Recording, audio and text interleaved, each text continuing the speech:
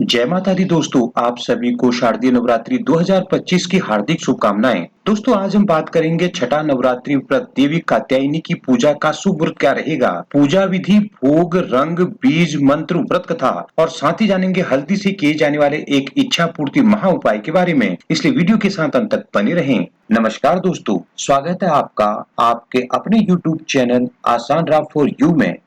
दोस्तों, आश्विन मास के शुक्ल पक्ष की षष्ठी तिथि को शारदीय नवरात्रि का छठा व्रत किया जाता है। इस दिन देवी दुर्गा आदि शक्ति के 9 रूपों में से एक छठे स्वरूप देवी कात्यायनी की पूजा का विधान है। दोस्तों, देवी पुराण के अनुसार कात्यायन ऋषि के घर उनकी पुत्री के रूप में जन्म लेने के कारण इनका नाम कात्यायनी पड़ा। नवरात्र के छठे दिन माता कात्यायनी की पूजा से सभी मनोकामनाएं पूरी होती हैं। दोस्तों, माँ के इस रूप की पूजा से कुंडली में विवाह योग मजबूत होते हैं। तो चलिए जानते हैं नवरात्रि के छठे व्रत की तिथि, पूजा विधि, शुभ मुहूर्त, बीज, मंत्र, भोग, रंग और व्रत कथा के बारे में।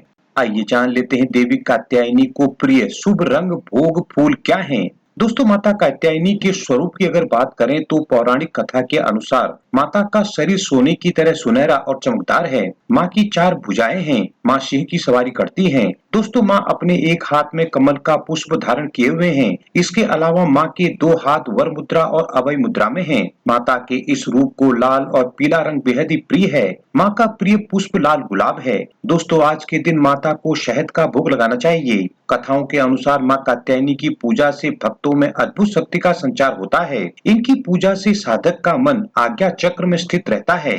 अब जान लेते हैं नवरात्रि छठे दिन के शुभ मुहूर्त क्या रहेंगे। दोस्तों, छठा नवरात्रि व्रत 28 सितंबर दिन रविवार को रखा जाएगा। षष्ठी तिथि शुरू होगी 27 सितंबर की दोपहर 12:04 पर और षष्ठी तिथि का समापन होगा 28 सितंबर की दोपहर 2:27 पर। अभिजीत मुहूर्त रहेगा सुबह 11:53 से 12:41 तक। अमृत काल मुहूर्त रहेगा शाम 6:04 से शाम 7:51 और ब्रह्म मुहूर्त रहेगा सुबह 4:45 से सुबह 5:33 तक। दोस्तों, सूर्योदय का समय रहेगा सुबह 6:21 और सूर्यास्त का समय रहेगा शाम 6:13। वहीं आयुष्मान योग 27 सितंबर की रात्रि 11:45 से 29 सितंबर की सुबह 12:31 तक और सौभाग्य योग 29 सितंबर की सुबह 12:31 से 30 सितंबर की सुबह 1 बजे तक रहेगा।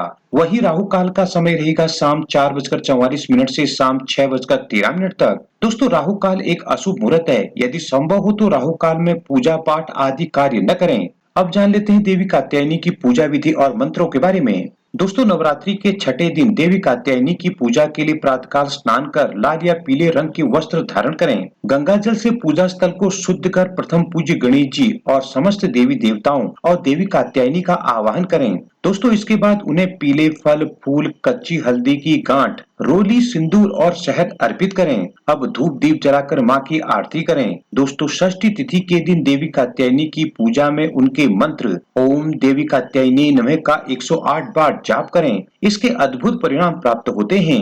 अब जान लेते हैं इस दिन किए जाने वाले खास उपाय के बारे में। दोस्तों, देवी कात्यायनी को प्रसन्न करने के लिए छठे नवरात्रि व्रत में माता को पीले फूलों की माला अर्पित करें। माँ कात्यायनी की पूजा से विवाह योग मजबूत होते हैं और मनचाहे विवाह की कामना पूर्ण होती है। इसलिए आज के दिन पूजा में माँ के समक्ष घी का दीपक जलाकर उन्हें हल्दी की 3 गांठें और सिंदूर अर्पित करते हुए माँ के बीज मंत्र क्लीम श्रीम त्रिनेत्राय नमः का 11 बार जाप करें। दोस्तों, पूजा के बाद हल्दी की इन गांठों को अपने पास रख लें। इस उपाय से विवाह में आ रही सभी परेशानियां दूर होकर विवाह योग मजबूत होते हैं।